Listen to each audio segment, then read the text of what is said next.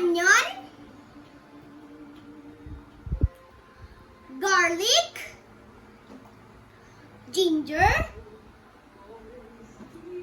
tomato, at syempre, dahon ng sili. Ito ay nakukuha lamang sa ating bakuran o di kaya naman ay nabibili sa murang halaga. Ano pang hinihintay niyo mga kahusay? Tara na, simulan na natin. Gutom na kasi ako eh. Una, igigisa po natin ang bawang at luya.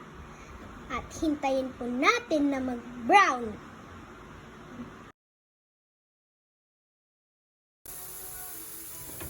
At pag nag-brown na po, ilagay na po natin ang sibuyas,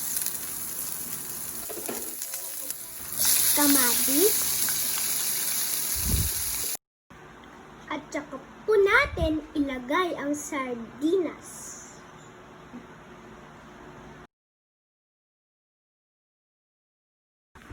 Lagyan po natin ng konting tubig.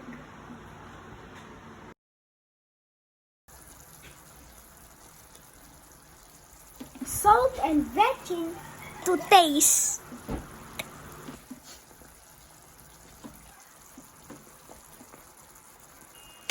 At after 1 minute, pwede na po natin ilagay ang dahon ng sili. Mabilis lang po ito maluto.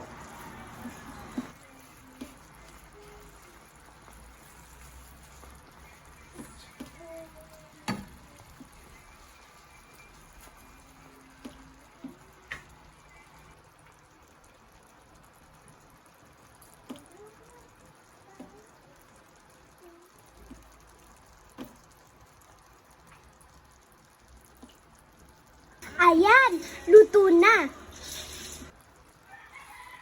At eto na pong ating sardinas with dahon ng sili. Sarap! Tikman natin.